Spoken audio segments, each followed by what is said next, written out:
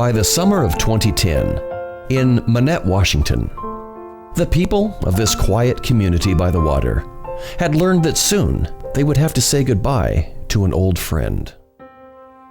A friend that had been with them for 80 years and served their community year in and year out. A strong, faithful companion who, now ravaged by time and the elements, would be unable to continue. That friend was simply known as the Manette Bridge.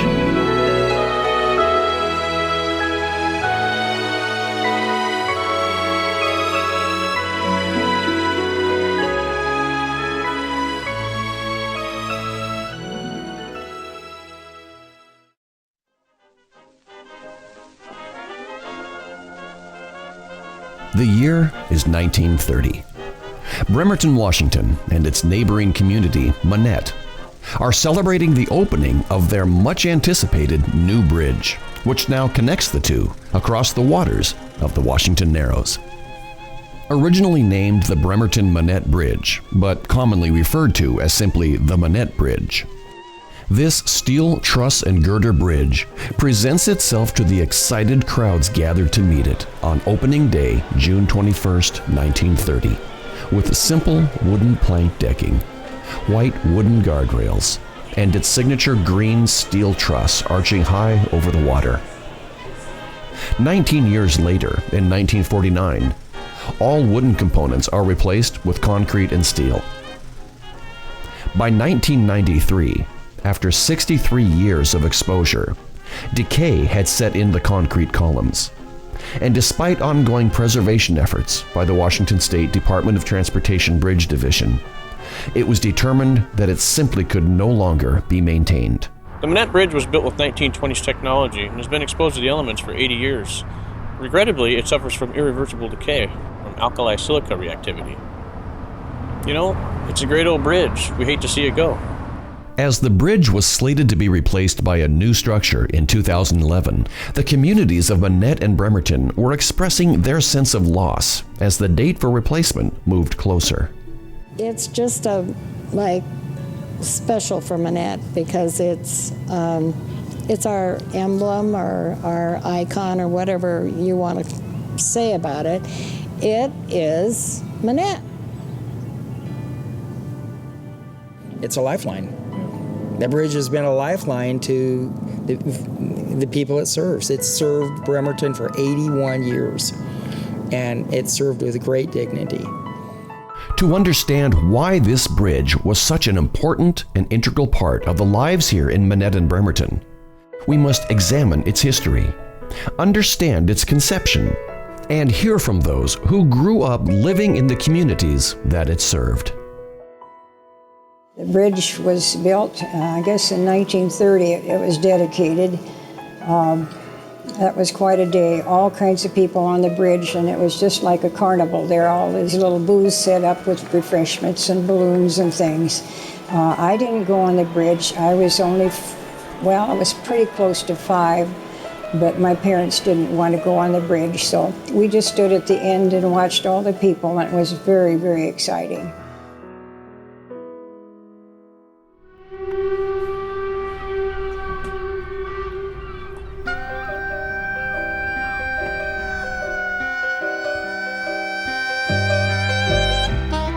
In the early 1900s, years before the idea for the bridge had come to pass, transportation was the element that held back the development of Manette. The shipyards across the Washington Narrows and Bremerton were growing and bringing in thousands of new workers, which should have benefited Manette, if not for the water between the two communities. Traveling between Manette and Bremerton at that time was no simple task. And in order to get to Manette, you had to go through Silverdale. A 16.5-mile trip around Dye's Inlet on narrow, sandy, washboard roads was required. Most of us remember Silverdale when it was a tavern and 2 service stations and a post office, but it wasn't a very big post office. The other obvious choice for travel was by watercraft. Of course, one could always make the crossing in a canoe or a rowboat. Commercial boats of different sorts had been operating on Puget Sound since the late 1830s, and as the years went on, were becoming so numerous that people said they appeared to be a swarm of mosquitoes, and so they became known as the Mosquito Fleet. Between 1902 and 1916, some of these vessels were used to ferry people across that narrow stretch of water between Manette and Bremerton. Various boat owners came and went, including in 1912, Martin Hefner, who had been operating a boat named Byrne for about 2 years. He entered into a partnership with Harry Hansen, who lived 4 miles north of Manette in Tracyton. Their partnership in the ferry business proved to be very successful. In addition to building a new dock at the foot of East 11th Street in Manette, Harry had built a boat that was to become synonymous with the Manette-Bremerton run for years to come. It was named Pioneer. The Pioneer was a 60-horsepower oil-burning, steam-powered ferry that not only handled foot traffic, but vehicles as well. And of all the ships that operated around Manette at that time, most closely resembled our modern-day ferries. We did have the Pioneer ferry that would ferry us across from Manette to Bremerton. And I recall one incident when I was about 4 years old, getting on the ferry. It was in the wintertime, and Mr. Hansen, that was the skipper, took the tickets, and my mother gave me the ticket so that I could hand it to him. And I had a mitten on, and he jokingly grabbed the mitten and pulled the mitten off, and he thought he was just teasing me, but I was very upset over that. The Pioneer bridged the gap between Manette and Bremerton from 1916 until the new Manette Bridge opened. And on that day, June 21st, 1930, after 14 years of service, the Pioneer was no longer needed there. The completion of the new bridge signaled the end of an era for the Mosquito Fleet vessels operating at Manette. Hansen's ferry service went out of business. Soon after, the Pioneer, a sentimental favorite of all who rode, was sold to continue its life elsewhere on the waters of the Puget Sound. It was kind of sad in a way because we wouldn't be riding on the Pioneer anymore.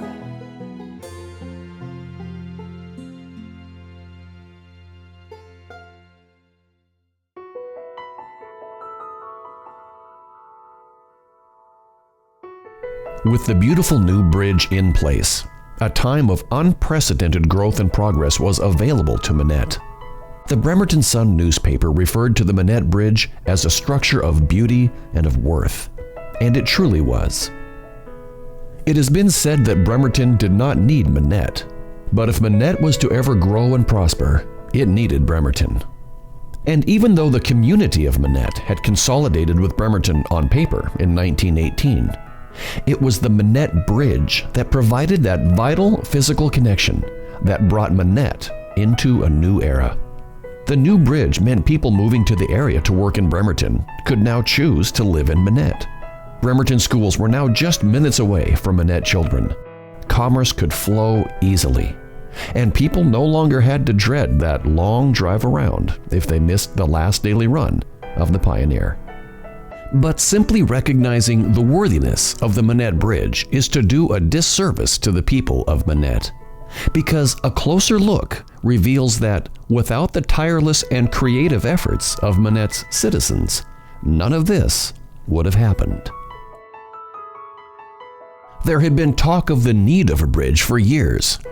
The Bremerton Naval Shipyard desired easier access to the U.S. torpedo station at Keyport. And with the booming shipyard bringing in thousands of new workers, expansion of housing to Manette was becoming a necessity. But the high cost of building a bridge prevented any financial backing from the city or the state.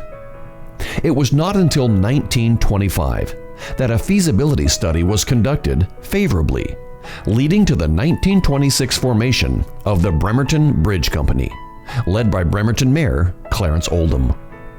It was created to carry the lofty project through to completion and to provide a funding source. With the federal permit to build the bridge being approved in June of 26, but no financial backing, the money for the bridge could only come from one place: the people.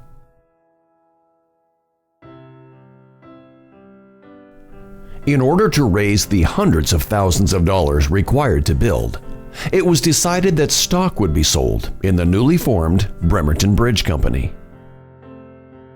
Selling these bonds would require a grassroots effort like no other. Leading the charge with boundless effort, enthusiasm, and perseverance was a group from Manette dubbed the Hellraisers, under the direction of Manette resident William Abbott. His county-wide door-to-door sales teams raised an incredible $200,000. The efforts of the Hellraisers inspired others in Bremerton, and in the end, $375,000 had been raised. With enough money to begin the project, the Union Bridge Company of Portland was selected through a bid process to complete the work.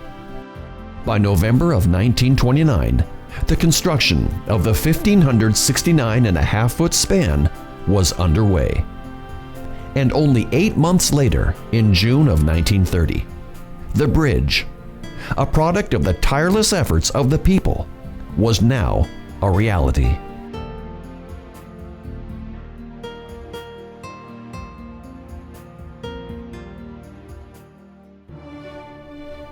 The opening day ceremonies were a gala event full of pageantry and wonder. The spectacle commenced at 1:45 p.m. with an aerial bomb salute. At the third bomb, a delegation from Manette began to cross the bridge from the east side. At the fifth bomb, a delegation from Bremerton crossed from their side, and the two met at the center of the bridge, where at 1:50 p.m., Helen Joldersma, Miss Sunshine, whose name graced the bridge for over 80 years on the official plaque, christened the bridge. At 2 o'clock, as all parties gathered near the grandstands at the west end of the bridge, dedication addresses were given by dignitaries, including Mayor Oldham and Navy Rear Admiral Henry J. Ziegemeyer. In attendance that day, and the first to officially cross the new bridge, was Chief Seattle's 106-year-old niece, Jane Garrison. The bridge opening was of such significance that the proceedings were carried live on KOMO radio, making it the first live radio broadcast ever to come from Bremerton. The remainder of the day was filled with dances, races, baseball, and banquets.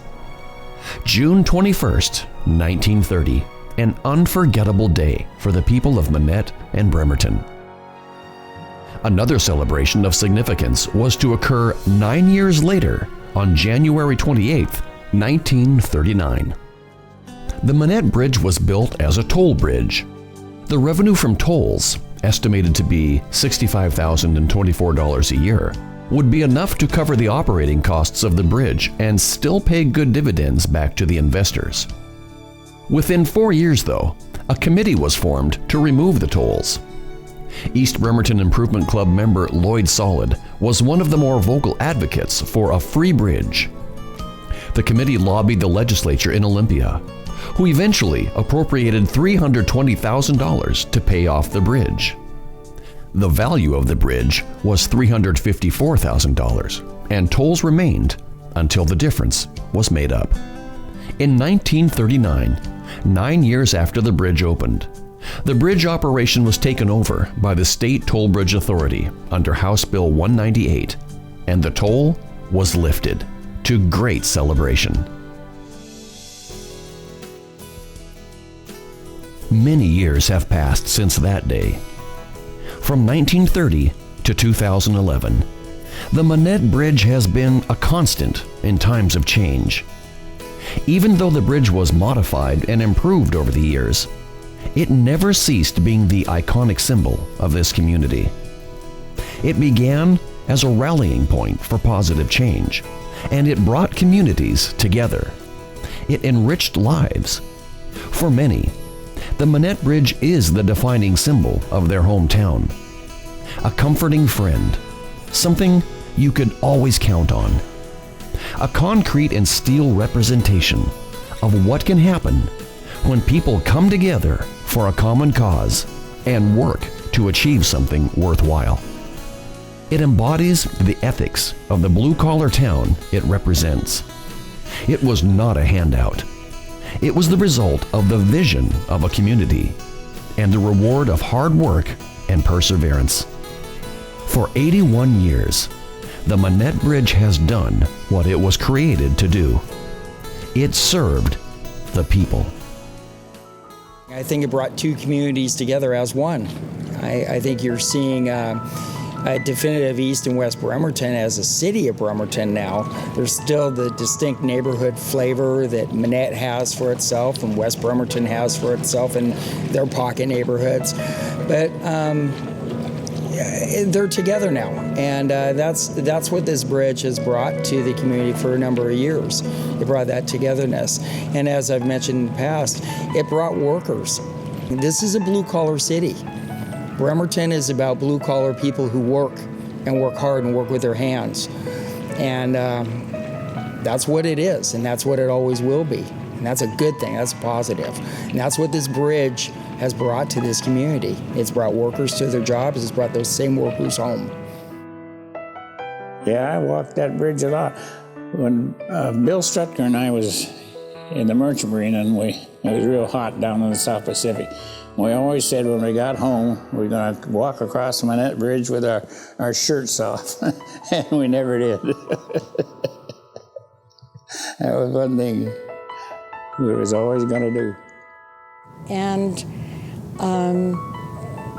one occasion that I had that meant a lot to me about the bridge was, and I think somebody's already told this story, but when I was 10, I broke my arm at a Sunday school picnic down on Jacobson Boulevard. And the nurse there said, well, we got to get her to the hospital. Of course, it was a compound break. So they called the police because the bridge was closed and they were doing the refit from the wood bridge to the steel bridge. So they had a policeman on this side who drove me down to the bridge, and then a policeman carried me across a little plank, and that's actually all they had to go across. And a lot of people have told stories about walking across planks, and all you could do was see down below. Of course, I had a broken arm and I wasn't crying, and they were telling me how good I was, and I was so proud of myself. And then another policeman met us on the other side, and they drove up to the hospital on Chester, and my mom and dad had to drive all the way around through Silverdale to get to the hospital to bring me home that night. So I think that's my most memorable trip across there. I've seen people that walked on the wood railing, and they'd get up. They really wouldn't walk across, although I heard they did, but they'd get up and stand on there. And lots of people would crawl out under the girders, and they were always the young boys in Manette.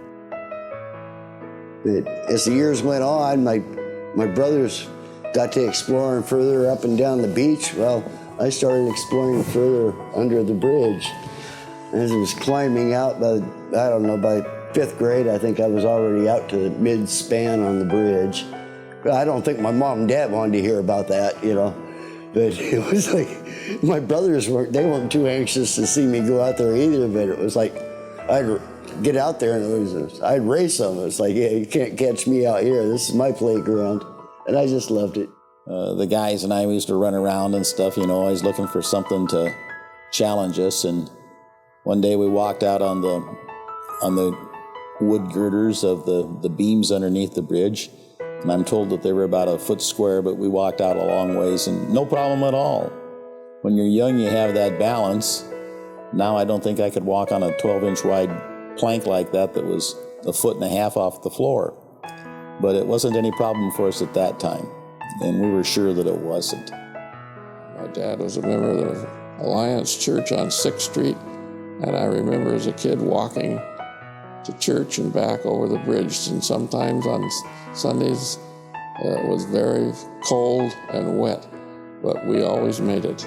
And I recall later on when I moved back here and went to work for Dairy Gold, and my wife and I were blessed with 4 wonderful children, and she was very busy, and I think we helped pay for the bridge pretty much by ourselves sometime with the amount of trips that we made back and forth and the amount of times we ran out of dimes and tickets. So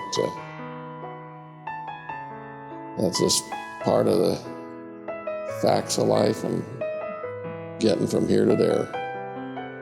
You know what the bridge also means to me? I know whenever I go to Seattle, so say I go to a Mariner game or a Seahawk game, a Husky game or something, and come home, it's the one thing I always look forward to is seeing the span come into light as we round the bend and come around on the ferry. It means I'm home.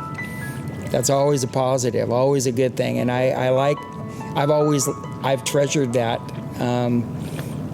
that span as a trusted friend. What more can I say? That's the way it is. It's just an old friend. And finally, the Manette Bridge, as it will always be remembered.